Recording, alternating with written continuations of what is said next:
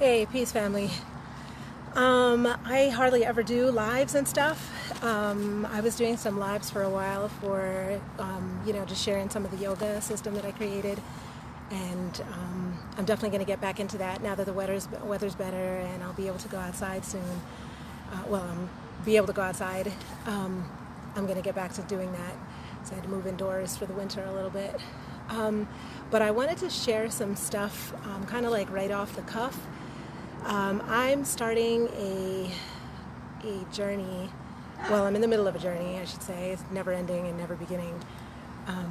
On just connecting with a place where there's like real self-love going on, and I have been kind of inspired to do this, or even just to kind of even begin this journey, because I had a lot of success. Like I went through a pretty long string of negative relationships where I was like the savior and the person who was, sad and pitiful for the other person and hoping to help them grow and be better and be stronger and things like that. And realizing that in the process of trying to help other people grow who either aren't willing to grow or just don't know how, that I was getting sick and more toxic myself. So I actually ended up affecting my physical health in the process of that. And but before I even had gotten to the manifestation, before it had even manifested into my physical, I really fell into like a really bad and negative place. And I realized that after the last negative relationship that I had, that I never, ever, ever wanted to be in a space of having negative relationships again. So I took a year off from any kind of connecting with anyone, and spent time building myself up and just reconnecting with parts of myself that needed healing, and exposing new layers, because I'm always doing that all the time anyway. And so I did it with a very specific focus. So I was like really heavy. I was doing flower essences and doing chakra work, and every type of energetic and mental and EFT tapping. I was doing all sorts of work just to try to get myself into a space where that just wasn't my reality anymore. And so I'm really thankful, because at the end of that particular journey, that particular focus, I was able to manifest an incredibly happy relationship, and I am like really, really, really joyful and really blessed in the space where I am. So I know that the work that I did and that I'm doing and putting in is actually helping. So after like achieving that, which is like a major success for me, after because I went through like 10 years of like savior relationships where I was just trying to help people, and I just have that compassionate heart, and I want to see everybody happy and everybody win and everybody grow. And I realized I was like throwing myself away just to see other people rise. And so it was just such a long time. I was just so beat down by the end of that. And hey people, thank you so much. Thank you for being here. Thank you for listening. So like I said, so I got to this space of being in like the happiest, most positive relationship that I've had in like many, many, many, many years, in a sense of, because I, not to I don't want to like, I don't know, I'll try not to go off track because I'm good for that. But yeah, I just want to say that I'm in a really happy space with that, and I feel good about the work that I put in, and I feel amazing about what I got out of that good work. So my next focus area is going to be going into a place of self-love, because I know how we feel about ourselves has such a huge effect on our abundance level. And even though I was able to quit my regular 9-to-5 and completely work for myself and turn my kind of little side businesses that I had been nervous to start for years into an actual full-time thing. So like I'm free now. I work from home. I work from my computer. So when I used to work in cafes and I would see people just chilling, lounging with a fourth latte while I was running around and scrubbing stuff and things like that, like working way below what my my value level and my knowledge and gifts are. And wishing, wow, I wish I could do that. Why can't I just be the person who's just sitting on their laptop and making money, and I can travel around the world and everything, and I can be that, and I became that, and so now I'm ready to take that to the next level, because I'm living in this space of where what I earn for a living is like getting by and things like that, but And I found the love of my life, and so like all these things are falling into place. But I hit a block. And I realized that unless I heal this next layer within myself, I won't be able to move past that abundance block and step forward. So so my big issue, like with me personally, I have like a profoundly deep self-criticism problem. And just to give like a really short background, because I don't want to make it into like a pity thing or anything like that, but I had some really serious traumatic incidents happen when I was a child. I was, my entire third grade year, I was very seriously sexually assaulted and abused until it just got me, like totally broken. I was 7 years old. And then, and my parents had divorced. My mother passed away when I was 8. All of the sexual abuse took place while she was in the hospital dying. So then after she passed away, I went to live with my father, and my father was abusive, and my father is a psychologist, and he knows exactly how to cut people so sharply and deeply with words. Hey sis. So he knew how to totally destroy you within in order to, because he was very controlling. So he knew how to, and this was like, my stepmother went through this as well. I went through this, and my brothers and sisters also, and like in their own ways, everybody got it differently. But I was the oldest, and I was the only child from my mother who he probably didn't like and didn't want to remember that he had done bad things to. So I got it extra hard, but I was like very, very seriously emotionally abused, and very, and I was also physically abused. So I mean, I was never told that I was, attractive. I was never told that the things I did were good. So after a while, after experiencing constant abuse and criticism, you, in order to defend yourself against the abuse, against the external abuse, you start to try to like do a whole internal scan and find everything that can possibly be wrong with you, so that you catch whatever is wrong before the person who is outside of you can catch it. And so I developed this, and so like my entire childhood, which is crazy because it's such a short period of my life, but I mean, it's our childhood, that's our formative time. And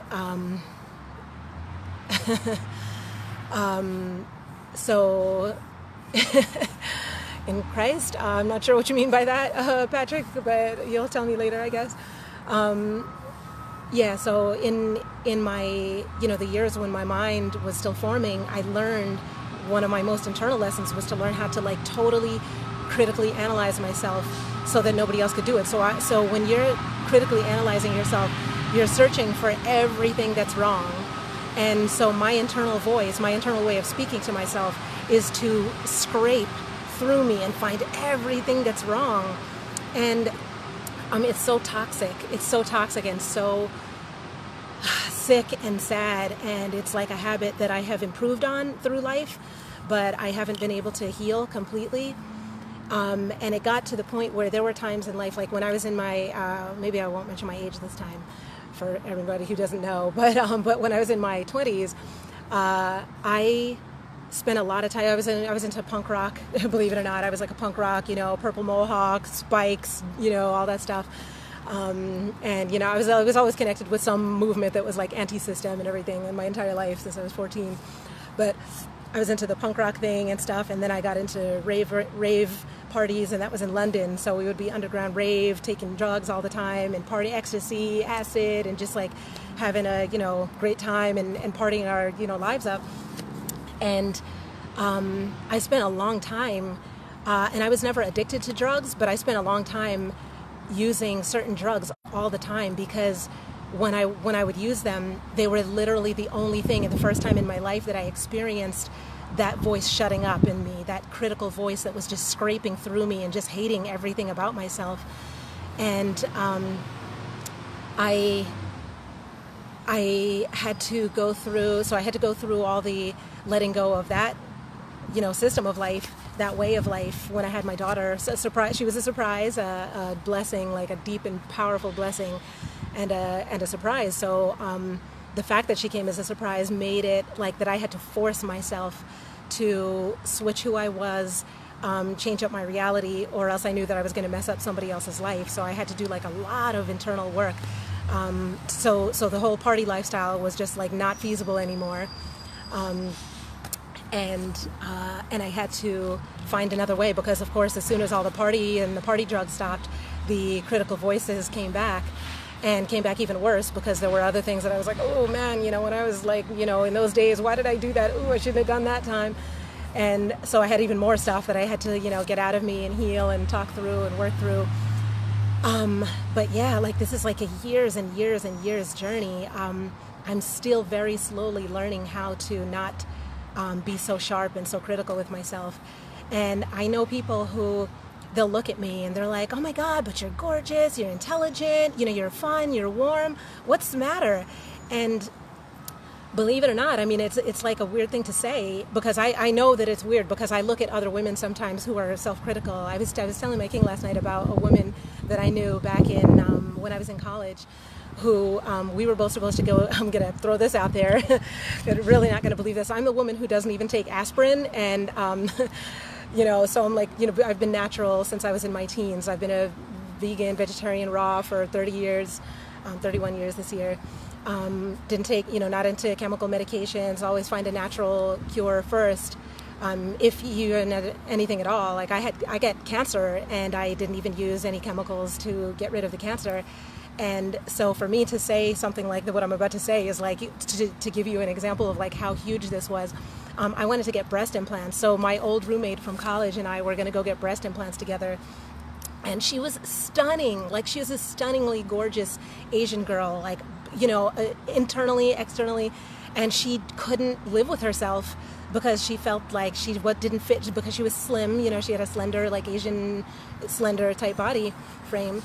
And she didn't feel curvy and pretty and everything. And I didn't feel, feminine. I was lacking in some of my own feminine energy towards myself. And so that was our like solution. Like, even though I won't even take an aspirin, I'm going to go and get, bags made in a factory out of silicone and have them, my body sliced open and have them inserted in so that I feel better about myself. And I know they're dangerous and I know I could die on the operating table and I'm willing to take that risk just to be able to feel good about myself. And, recently, like those kind of conversations have come back to me in the process of my self-criticism and working to heal. And so, so like I just wanted to kind of like throw this out there because I want to share more about this for anybody else who's going through these kind of things, or when people look at me and they're like, oh, but you're pretty, you're smart and stuff. And I accept those things. I accept that I'm pretty and accept that I'm beautiful and I accept that I'm knowledgeable and things like that. But the acceptance is like it's this little thing that sits underneath all of that. And in the everyday voice, there's still the constant criticism. I've been trying to make this live for 2 weeks now. And every single day there's something wrong with my hair. My eyes don't look right. I look tired. Like I have a reason. My voice is scratchy. Like I have a reason every single time. And the sad thing is it's literally not an excuse. Like I'm actually validly looking at myself and that's all I can see. Not all, because like I said, I'm improving. But yeah, I would like also to ask for like anybody who's watching this or sharing this, I would like to hear your stories, like especially as women, men also, because we have different ways that we talk to ourselves as men and women. But I would love to hear everybody's take on what your journey is like if you've had to go through any kind of like negative self-talk and how you worked it through and what kind of steps make it. Because just telling somebody who's like been abused and who's had their, femininity and sexuality abused and things to just be like, well, just think positive thoughts or just do affirmations, like stuff like that doesn't work for me. Because I can give you, and I've been a natural healer for 30 years. I can give you an entire rundown, every new cutting edge, natural, technology that exists. I have tried it. So where I'm at right now is just a constant process of upgrading and just trying to clear out these voices. And like I said, like I know that this is the last block standing in the way of my abundance, both internally, but then also externally. Like I have an amazing business. I teach yoga. I've been a yoga teacher for 12 years. I write books about the yoga. I write children's books. I have all these things that I do. And yet with all of this, I'm still like hiding what I do. It's still really difficult for me to sit on a camera here, because even with the lives that I was doing with yoga, I have this like knot of anxiety in my stomach, like, oh my God, you know, when I play back this video, what am I going to see? Oh, my eye is probably looking off to the side, or, you know, you might be able to see a gray hair right there. And, you know, and I was like, oh no, I'm not going to do the live until I dye my hair. I had gray hairs start coming in, and I have like 6 of them now, and I can't let people see that. And, and again, you know, my king is like, really, are you really serious right now? You know, and also, you know, I do want to also say on a separate thing, I don't want to keep talking about my relationship, like, you know, but I am really happy, and I want to say, in conjunction with that I feel that it's really important also to surround yourself with people who actually see the real you, because when I look at me through my self-critical noise, he is able to say to me, like, this is noise, babe, this is noise, and this is you. Can you, like, separate the two? And sometimes he's like, this is all noise, like, throw that whole thing in the trash, you know? And I'm like, really? You know? So for me, even the same thing, like with the people who I connect with on Facebook, all the Facebook people I have sifted through. I've turned my whole timeline into like this garden, and weed out people who are negative and toxic and have only bad stuff to say, and people who celebrate life and love and want to see you do well and want to see each other do well. That's the people I want to keep in my space. So it does make it a lot easier to do a video like this when I know that, you know, I've surrounded myself with people who are kind of like more loving and who are authentic about working through their own journey too. You know, we all have stuff. And until somebody is like bold enough to be the one to be like, oh, you know, I have something messed up, and then everybody who's been hiding it, you know, pressing the, you know, the box down and pulling the veil over is like, oh my God, you have that too? Oh, thank God, I'm not alone out here. You know, so I want to be that voice for whoever needs to hear it, because I know I need to say it. I need to get out here and actually start saying stuff, you know. And look what I was saying. Sorry, I jump around a lot. But what I was saying about my business, like, I don't even get on and talk about my business. I don't talk about my gifts. I don't talk about the works I'm doing, about my vision, because there's always something wrong. There's always something so wrong with me, so wrong with my physical appearance, so wrong with how scattered I am and how I just know I'm not going to say all the words in the right order, that I just don't even do any videos or share anything at all. And I've been hiding behind text and hiding behind words, and not to say that's fully hiding, because I also organize my thoughts better, you know, when I write stuff down. Obviously, you can go back and fix it 100 times, you know. And I could even have made a video, recorded it, and gone back and done all the editing and then posted you know, the perfected ending. But I appreciate the fact of having to do a live, because I'm having to learn to live with whatever flaw, whatever I accidentally say, whatever came out sounding weird and you didn't get what I meant, and be okay with that. I'm so loving and so forgiving and so accepting when other people have like issues and have flaws and stuff that they don't like or that they're working through, and I can see it clearly, and I'm not able to apply that to myself fully. And so yeah, that's like a huge work in progress for me. So yeah, I just wanted to kind of share that. I'm actually going to try to start making videos every single day, because doing these videos is part of my forcing myself to get out of my comfort zone, get out of the box, and then also to get out of the self-critical space, because having this, like, when I do much better when I see myself through other people's eyes, because nobody is ever as mean to me as I am. You know, even when people are mean, like when people are the most mean is usually the people who don't even understand what I was saying or where I was coming from anyway. When people make toxic or negative remarks, I'm like, that doesn't even resemble me. So you know, your comment has no value. Like, it doesn't hurt me. It doesn't make me feel anything at all. But then if somebody says something about me that does mirror me, then, you know, like, I crawl back into my shell and whatever. But yeah, I just want to like thank you all for like sharing this journey with me. I'm going to, probably not in the next couple ones because I'm not that brave yet, but, you know, I'm going to experiment like making videos where I look however I look, you know, roll out of bed in the morning with bad breath that you won't be able to smell because you're watching, but I'll know, so it'll make me cringe anyway, and just get up and do something just to test myself and to keep pushing myself, you know. And I feel like I feel really supported right now. That's what I was starting to say before I cut my own self off. That I'm in a space of like a really strong support, where when I start getting that self-critical voice, I have someone who loves me through my flaws, who loves even my flaws, and is comfortable with me. And so sometimes sometimes the voice is so bad that I need to look to him to actually remind me of what I am looking like, because it's such a different thing that people out there are seeing. He sees something that I'm not seeing, or that I don't fully see. And so sometimes, now that I'm in a safe space of love, I can actually lean on that and kind of like prop myself up as I'm getting there into that space myself. So Ankara, shout out to you. I love you. Thank you so much for being you, for being the soul that you are. I really appreciate your support, and I appreciate who you are as a being, and the healing that you bring to help me be a better version of myself. But I also, having said that too, I would also just like to make sure that it's said that our real healing and everything comes from within. So I understand that other people are able to give me the gift of reflecting back my best parts to me and accepting me with my flaws. But ultimately, the real journey and the real goal of this process is for me to feel that space within myself without anybody else having to say anything, without anybody else's, compliments or kind words or reminders, where from in here, the voice that runs is running not in the little girl abused voice, the little girl abused who's searching for her bad stuff so that she doesn't get beat. I need to be the voice who's like, yeah, man, I'm amazing. I have gifts to give the world. Hey, here they are, and just be free.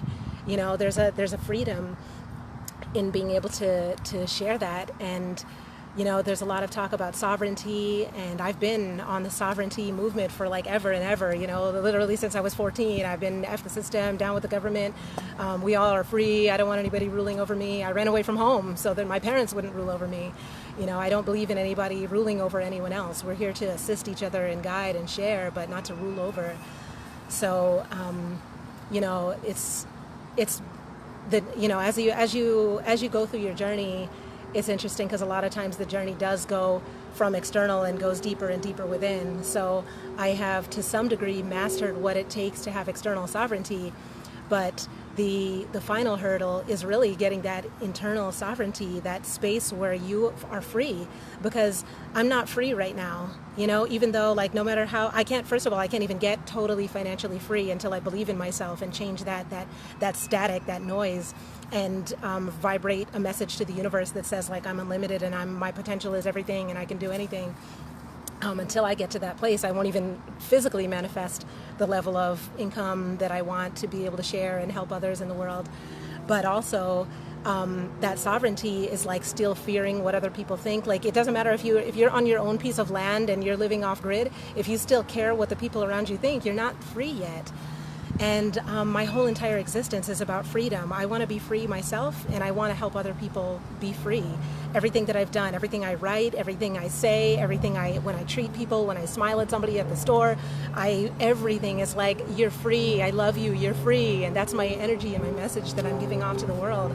But then there's still part of me that is unable to receive that message, and so I hope for people who have had less traumatic experiences, like who didn't have to go through sexual abuse, who didn't have to go through physical abuse, who didn't have to go through emotional abuse or verbal abuse, that the journey that this is just a reminder to you to help you, like, oh yeah, something I do have value, I am great, I have a message, I have a purpose, and you can just kind of like set that space free in you and live it.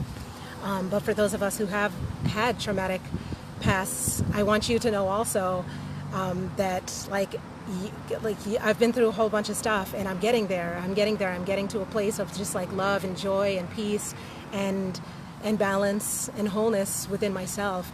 And I want you guys to come on the journey with me.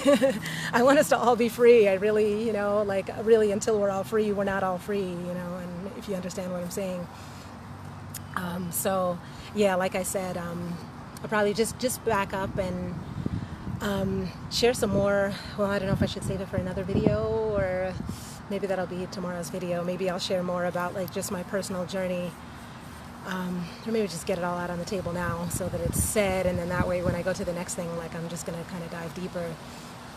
But yeah, so one part of the process, yeah, I am going to say it now since I'm here.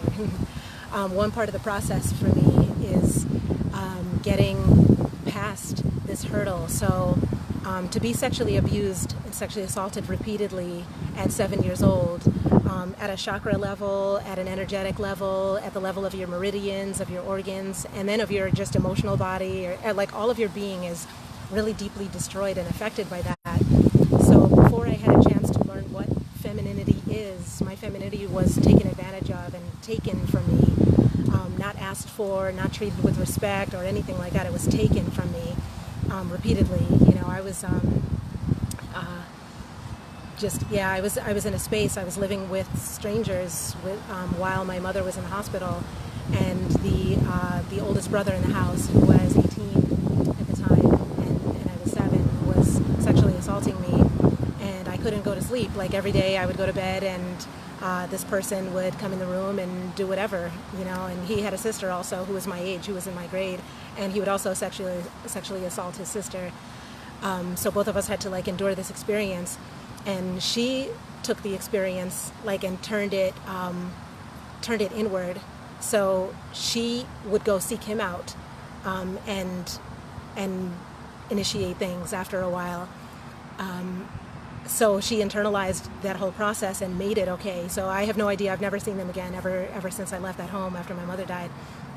But I can imagine what if you're 7 years old and you are internalizing sexual assault to the point where you're actually going to ask for it. I can't imagine what became of her. But for me, it was like a constant source of trauma, and it was something that I never was able to get over at that stage. So later on, in my early teens, I was sexually abused again. I was raped after I ran away from home, and I was like looking for I was living on the streets and stuff, and people would say, oh yeah, you can crash on my sofa today, and I would crash on a sofa and then be sexually assaulted again, and then wonder, oh man, what the fuck, and why is this happening to me, and why do people keep hurting me, and not realizing that number one, the unhealed paradigm was going to continue to play out in me. But then also, obviously the poor choices I was making, because, when you're 16, you're not that smart, living out on the streets on your own. So I didn't have any guidance or anyone to, show me what to do.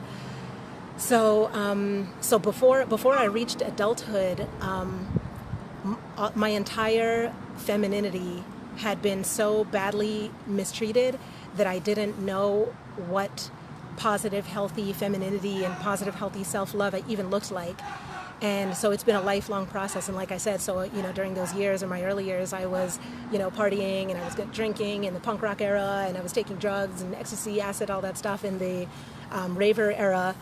And so I got to cover it for a long time. And then it wasn't until I had my daughter that I was able to actually have to look at my own real self raw and deal with that, and then so the destruction of the femininity is a huge part of that's such an ingrained part of us, that trying to find your voice of self-love is incredibly difficult after something that's very inherent in you, in the root of your being.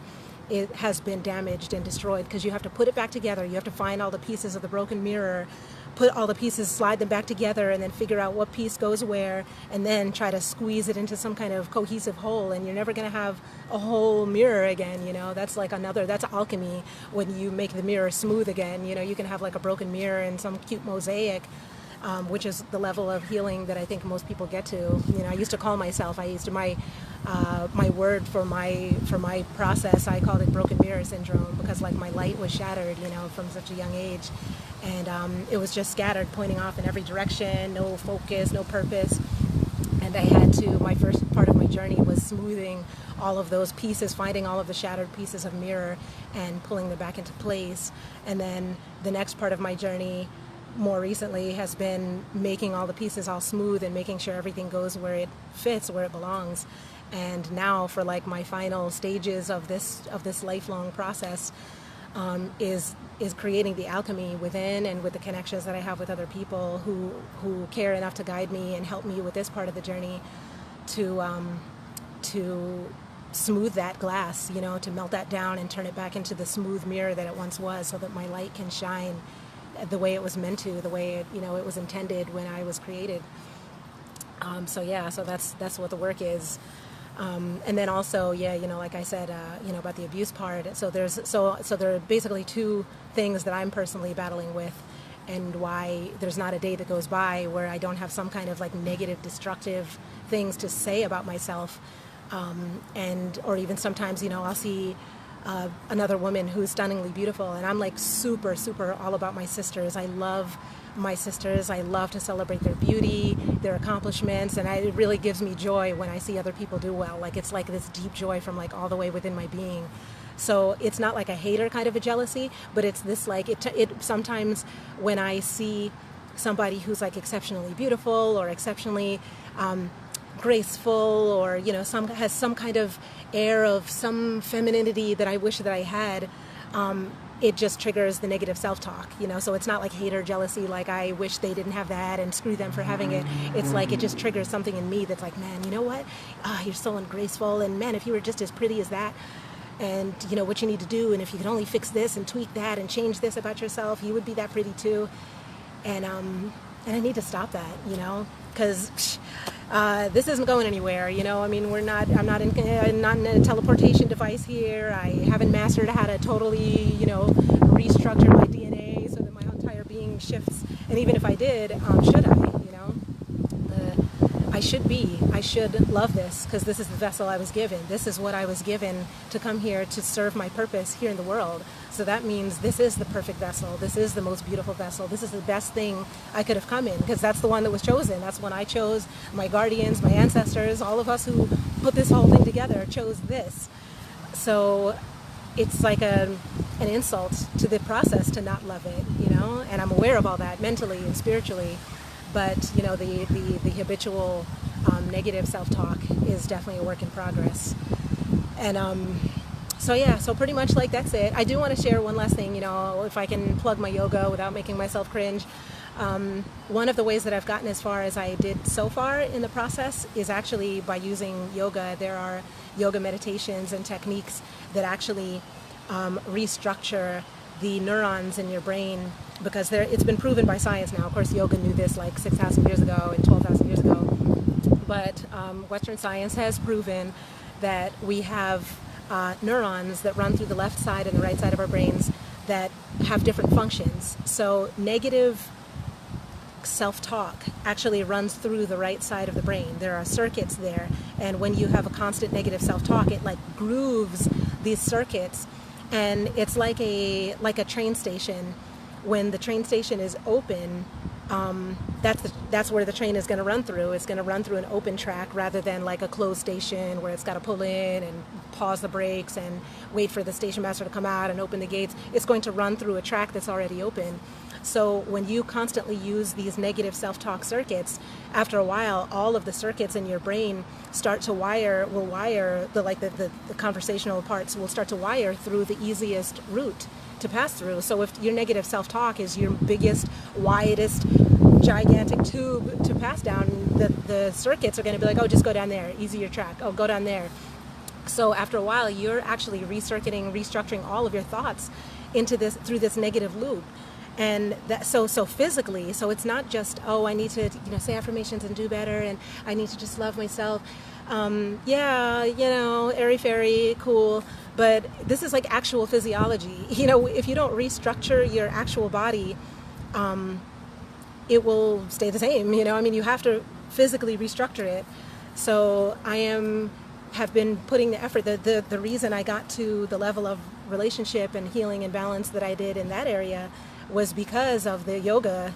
Like I said, I took flower essences, and I was like doing yoga meditations every single day, physically restructuring my circuits in my mind in order to stop feeling like love is me feeling sorry for somebody and trying to help them do better. Love is me being guilty that somebody else is not as happy or as knowledgeable or as joyful or as whatever as me, and I need to help them. I was able to shift that that self conversation out of me, because I didn't know what love looked like. I wasn't raised in an environment of love between a man and a woman, so I didn't know what it looked like. And I had to look at it, and then of course, Hollywood tries to feed you its version, and when I realized there wasn't, nobody was gonna run down the runway after a plane that I was taking off on with flowers to say, oh, I love you infinitely and I'll die without you. Like, when I realized that that wasn't what real life love actually looks like either, I had to constantly, keep, okay, is this what it looks like? Is this what it looks like? And keep trying until I was able to find what it actually looked like for me, and then restructure my being, the aspects of my being and the negative habits that I've formed over my life, and restructure my habits to accommodate what actual real love looked like.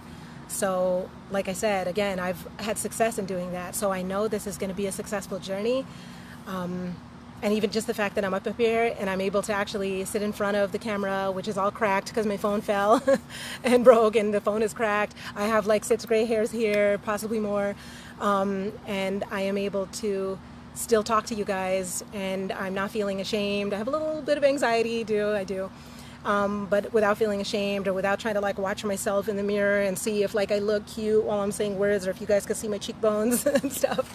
I'm just saying what was here to say, and the rest of me will just have to be what it is, and so that's a huge leap in, that's just a huge difference for me already, just the fact that I am here. Hey, peace, peace, peace, peace, peace, brother. I'm so glad to see you here. Thank you.